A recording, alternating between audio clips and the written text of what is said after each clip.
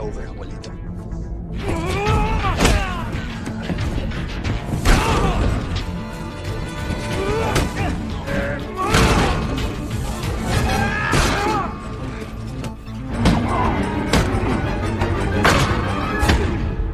You are under arrest.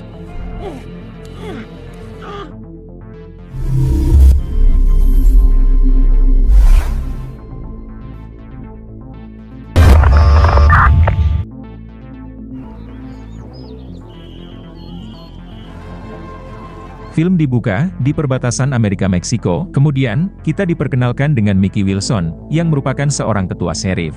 Diketahui kalau Mickey baru menjabat di kota ini kurang dari 2 bulan. Pada hari itu, Mickey dihampiri oleh si wali kota, yang ingin menitipkan mobil sportnya. Karena si wali kota akan melakukan studi tur di luar kota, bersama rombongan pejabat setempat, dengan menggunakan beberapa buah bis dinas. Mickey yang kenal baik dengan si wali kota, ia pun bersedia menjaga mobilnya. It's parked in a fire zone.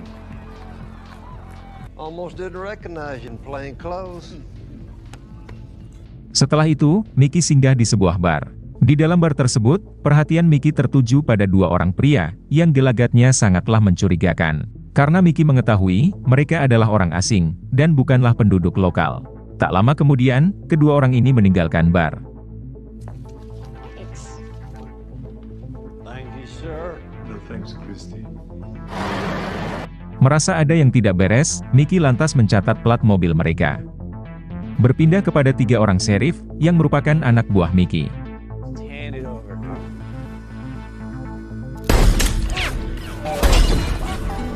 Mereka bernama Tommy, Lucas dan Jarod.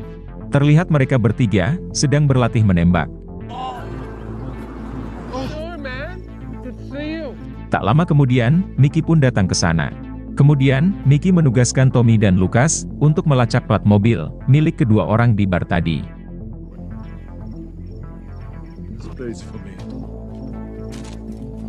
Come on, Sheriff. Give me the damn thing. We've secured the location. Sementara itu, kedua orang yang dicurigai Mickey tadi, tengah mendatangi lahan milik seorang warga. Ternyata mereka berdua adalah anggota mafia, yang sangat ditakuti di New York. Salah satunya adalah tangan kanan bos mafia, yang diketahui bernama Frank. Diketahui kalau si bos mafia, sekarang sedang mendekam di penjara. Sehingga komplotan ini diambil alih, oleh si tangan kanan yaitu Frank.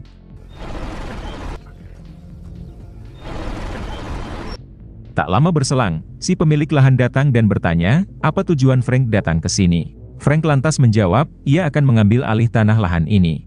Dan Frank meminta si pemilik, berikut dengan seluruh keluarganya, pergi dari lahan ini sekarang juga. Tentu saja si pemilik lahan menolak, dan lantas mengeluarkan senjatanya, untuk mengusir Frank pergi dari lahannya. We just talking here. Menanggapi itu, anak buah Frank langsung menembak si pemilik lahan, hingga tewas di tempat.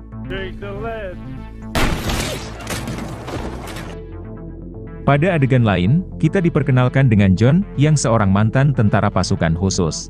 Saat ini John sedang ditahan, di penjara kantor serif. John ditahan karena ugal-ugalan di jalan raya, dalam pengaruh minuman keras.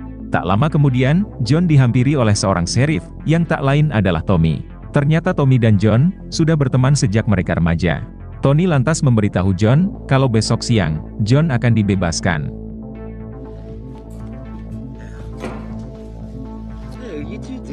Setelah itu, Tommy mulai melacak plat mobil, yang ditugaskan oleh atasannya, yaitu Mickey.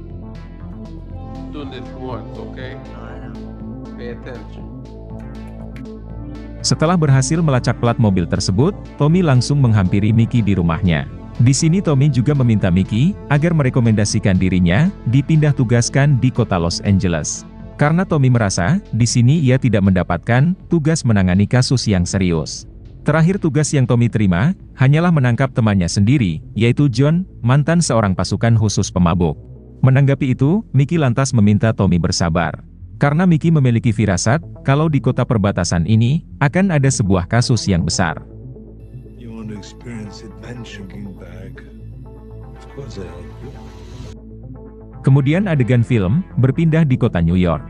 Lalu kita diperkenalkan dengan Martin, yang seorang ketua FBI. Martin dan pasukannya ditugaskan membawa tahanan terpidana mati menuju ke penjara pusat, yang dimana esok hari, si tahanan akan dieksekusi. Tahanan ini diketahui bernama Cortez, yang merupakan si bos mafia, alias atasan Frank.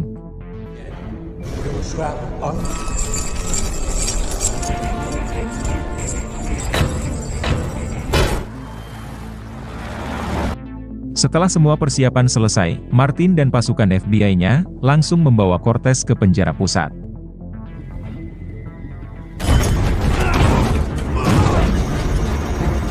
Saat berhenti di lampu merah, tiba-tiba dari atas gedung turun sebuah magnet besar, yang langsung mengangkat mobil yang ada Cortez di dalamnya.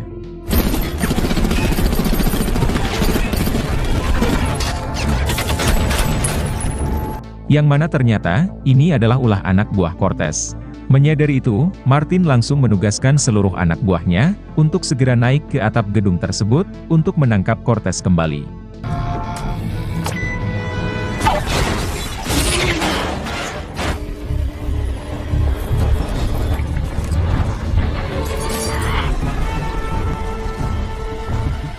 Tapi setibanya di atap gedung, ternyata Cortez sudah lebih dulu kabur, menuju ke gedung sebelah. Saat itu juga, dua orang anggota FBI, menuju ke gedung sebelah tersebut.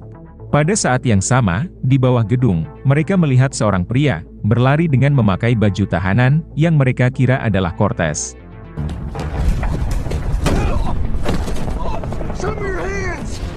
Tapi setelah berhasil ditangkap, ternyata orang ini bukanlah Cortez. Pada saat yang sama, dua orang agen FBI berhasil menemukan keberadaan Cortez. Namun dengan sigap, Cortez berhasil membantai salah seorang dari mereka berdua.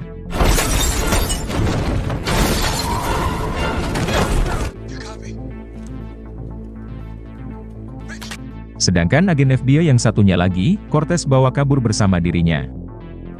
Put the gun down.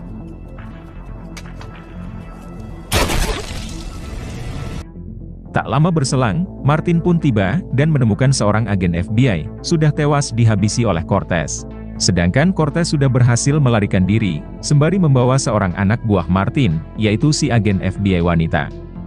Saat itu juga, Martin kembali ke markas FBI, untuk menginterogasi pria berbaju oranye, yang tadi mereka kira adalah Cortez. Martin bertanya kepada pria ini, apakah dirinya ditugaskan oleh Cortez, untuk mengecoh pasukan FBI, agar Cortez bisa kabur. Pria ini menjawab, dirinya hanyalah warga sipil biasa, yang kebetulan melintas di kawasan itu, dan dirinya sama sekali tidak kenal dengan Cortez. Perihal dirinya yang memakai baju oranye, yang mirip dengan baju tahanan penjara, itu adalah hak dirinya, yang bebas memakai baju warna apa saja. Karena pria ini tidak terbukti bersalah, akhirnya ia pun dilepaskan. Why is he dressed that way? El equipo de Holanda. ¿Y qué? Este pendejo quiso quebrar mi brazo. Oh, so now you speak English. Tak lama kemudian, Martin mendapat laporan dari anak buahnya, yaitu perihal Cortez, yang tertangkap kamera CCTV, melarikan diri ke perbatasan Amerika-Meksiko, dengan menggunakan sebuah mobil sport. Saat itu juga, Martin menugaskan seluruh polisi, untuk merazia pengendara mobil sport, yang mengarah ke perbatasan Amerika dan Meksiko. Let's get this out to everybody in the intel. This is the car we're looking for. Singkat cerita, razia pun segera dilakukan. Semua mobil sport dihentikan, dan diperiksa oleh polisi.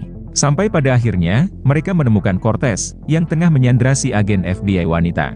Berada di dalam posisi terpojok, Cortez langsung tancap gas, menerobos blokade polisi.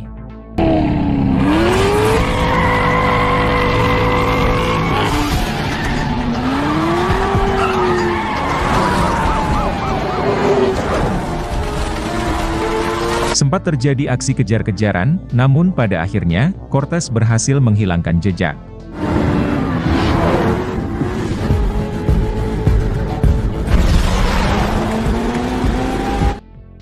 Kemudian, Martin mendapat laporan dari anak buahnya, perihal Cortez, yang kembali gagal mereka tangkap.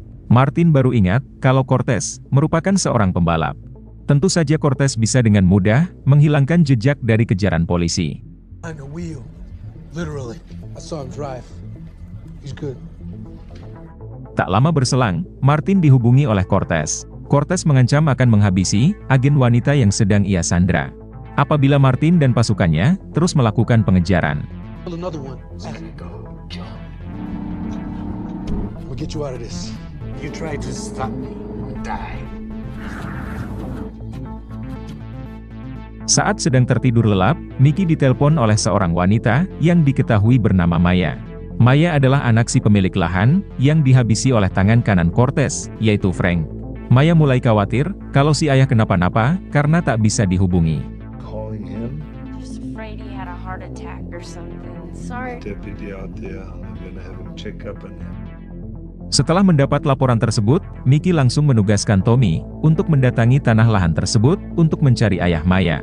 Singkat cerita, Tommy dan juga rekannya tiba di rumah si pemilik lahan. Dan betapa terkejutnya Tommy tatkala menemukan si pemilik lahan sudah tewas karena ditembak.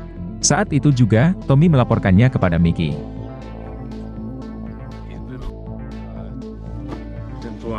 Alright, it looks like a...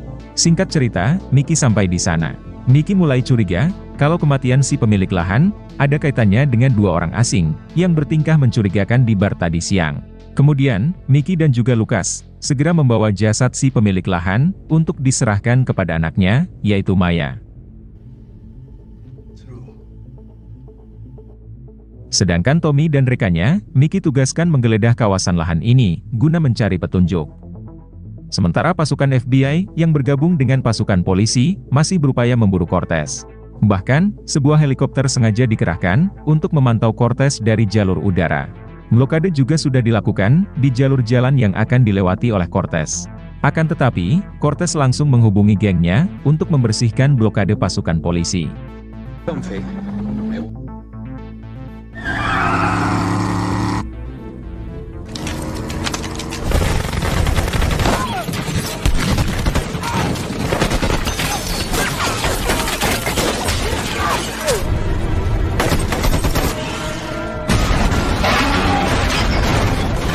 Sehingga lagi dan lagi, Cortez berhasil menghindar dari kejaran pasukan polisi dan FBI.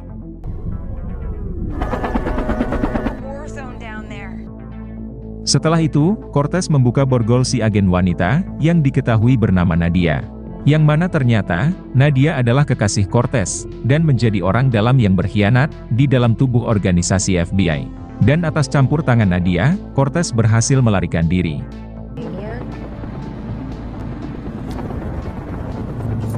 What is that? Tak lama berselang, Martin mendapat informasi perihal Cortez yang akan melewati kota Summertown yang terletak di perbatasan Amerika-Meksiko.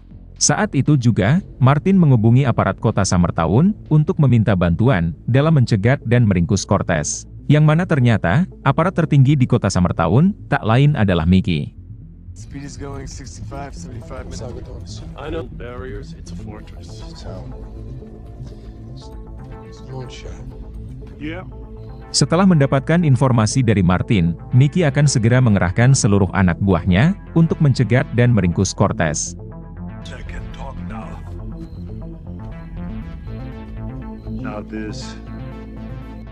Karena Mickey merasa, kedatangan dua orang asing, dan juga kematian si pemilik lahan, ada kaitannya dengan kaburnya Cortez.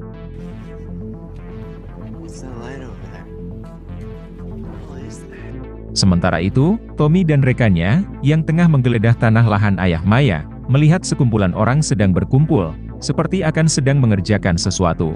Ternyata mereka adalah Frank dan anak buahnya, yang akan membangun sebuah jembatan di batasan tanah lahan tersebut. Yaitu supaya mobil Cortez bisa lewat, dan langsung tembus ke negara Meksiko. Kemudian Tommy turun dari mobil, dan lantas menghampiri mereka semua, lalu bertanya, apakah yang sedang mereka lakukan di sini.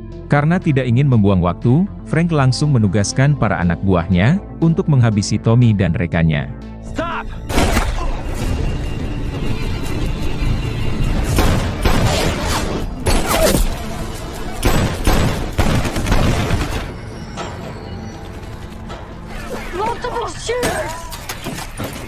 Alhasil, Tommy pun tertembak 2 kali, sedangkan rekannya berhasil menghindar.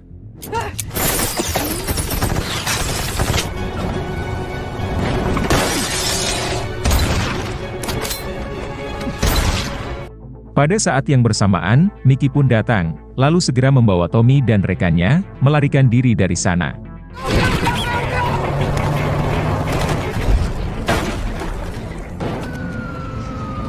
Namun di tengah perjalanan, Tommy yang kehilangan banyak darah, malangnya harus tewas di tempat. Melihat anak buahnya meregang nyawa di depan mata, tentu membuat Mickey sangat terpukul dan marah.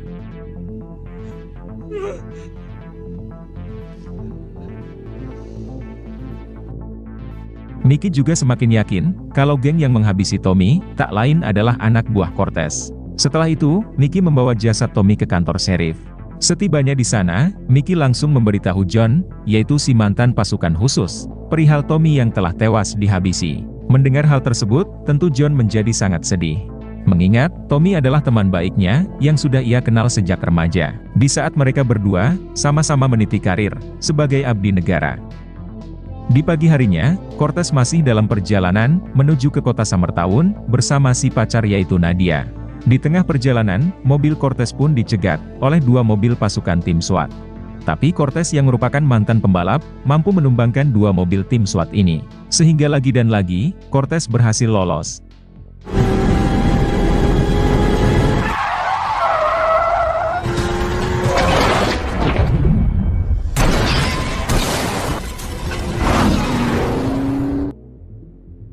Berpindah ke Mickey, yang meminta anak buahnya untuk segera bersiap-siap, yaitu untuk meringkus Cortez, yang akan segera melintasi lahan ayah Maya.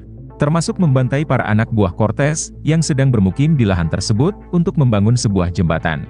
Mendengar hal tersebut, John pun lantas menawarkan diri, untuk ikut membantu Mickey. Karena John juga ingin balas dendam, atas kematian sahabatnya, yaitu Tommy. Looks like you're a little short-handed. He's still as good a shot as he used to be. Jerry was my friend. Set him free. Mickey yang sedang kekurangan pasukan, tentu setuju untuk membawa John ikut serta dalam melawan para anak buah Cortez. Apalagi Mickey tahu, John adalah seorang mantan pasukan khusus, yang memiliki skill menembak, dan skill bertarung yang lumayan mumpuni. Saat itu juga, Mickey mengumpulkan pasukannya, dan mulai mengatur strategi, termasuk mengumpulkan segala persenjataan, dan berlatih cara menggunakannya. Or until his service is done. Seeing as I'm the only one fit to handle. What a beauty. Fire in the legal sense of it. Setelah semua persiapan selesai, Mickey CS mulai beraksi. Kemudian, Mickey menugaskan anak buahnya untuk berjaga di tengah jalan yang menuju ke lahan ayah Maya, yaitu untuk menunggu kedatangan Cortez dan pacarnya. Sedangkan Mickey dan yang lainnya akan bersembunyi terlebih dahulu.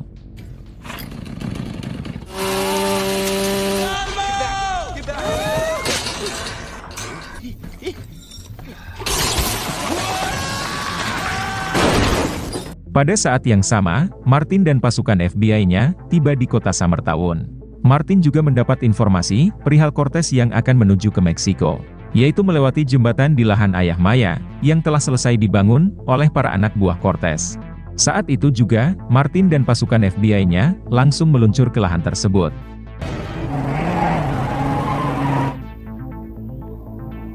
Berpindah ke Martin dan para anak buahnya, yang langsung menyerang kedua anak buah Mickey, yang telah memblokade jalan menuju ke jembatan.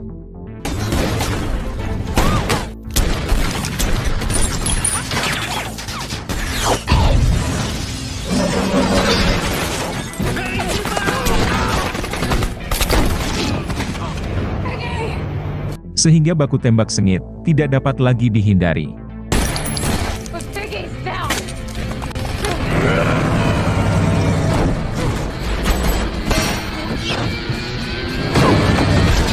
Di tengah baku tembak tersebut, Mickey dan anak buahnya yang lain muncul, dan langsung melakukan serangan balik.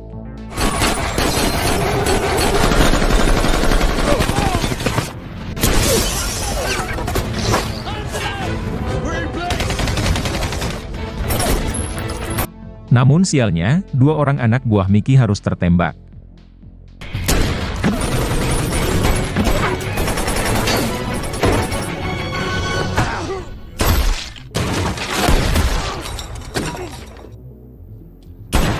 John yang melihat itu, segera mengamankan mereka berdua ke tempat yang aman. Sementara itu, Mickey terus melakukan penyerangan dan berhasil membantai sebagian besar dari mereka.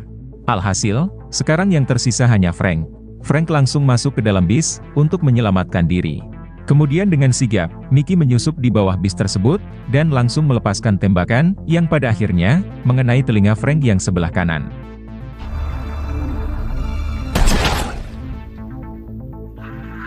Kemudian, Mickey masuk ke dalam bis tersebut, dan langsung menghabisi Frank.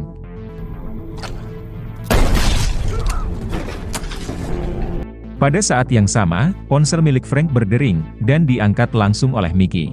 Cortez memberitahu, dirinya sudah sampai di kota Summertown, dan akan langsung menuju ke jembatan.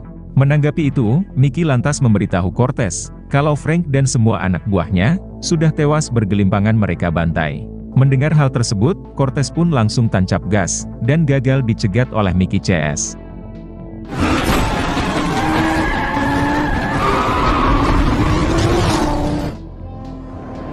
Kemudian, Mickey berusaha mengejar Cortez, menggunakan mobil sport milik si wali kota, yang kemarin dititipkan kepadanya. Sementara itu, Cortez yang hampir sampai ke jembatan, malah langsung membuang Nadia di jalanan. Karena Cortez tak lagi membutuhkan kekasihnya tersebut, yang merupakan agen FBI pengkhianat. Cortez merasa sangat senang, karena dirinya menganggap, sudah tidak ada lagi aparat yang mengejarnya. Dan tidak lama lagi, Cortez akan sampai ke Meksiko, tanpa hambatan sedikit pun. Namun tiba-tiba Mickey muncul, sehingga membuat Cortez panik.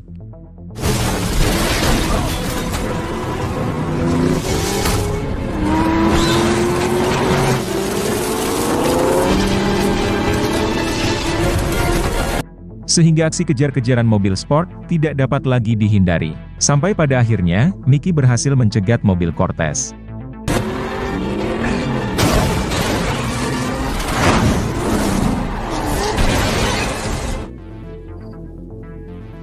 Kemudian, Cortez berusaha melarikan diri dengan melewati jembatan tersebut.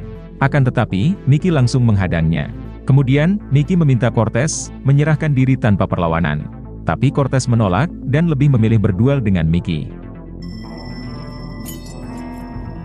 Your time is over, abuelito.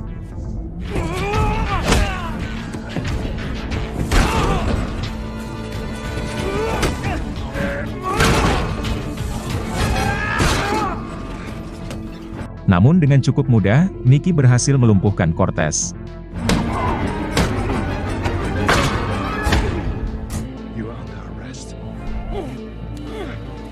Saat itu juga, Mickey menggiring Cortez untuk diserahkan kepada pasukan FBI yang kebetulan sudah sampai. Yaitu dengan cara diikat di belakang mobil sport milik si wali kota yang kondisinya sudah penyok-penyok.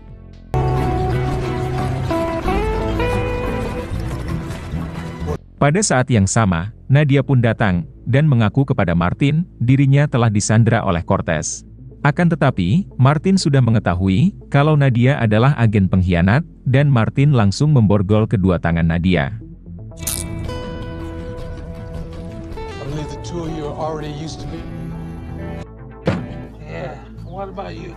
Martin juga berterima kasih kepada Mickey CS berkat bantuan mereka dalam meringkus Cortez. Sementara John sendiri akan diangkat oleh Mickey menjadi sheriff, menggantikan posisi anak buahnya, yaitu Tommy. Pada saat yang sama, si wali kota kembali, dan sangat syok melihat mobil sportnya, yang kondisinya sudah sangat rusak parah. Mickey yang sama sekali tidak merasa bersalah, malah menasehati sang wali kota, agar lain kali lebih berhati-hati, dalam menitipkan mobil kesayangannya. Kemudian, film pun selesai.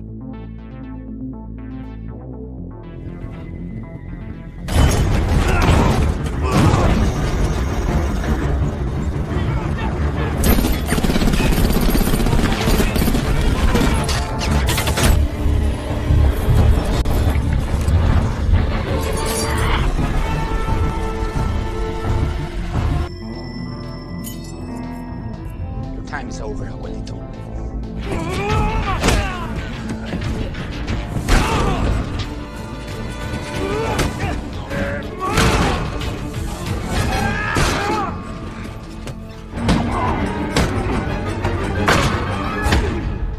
You are under arrest.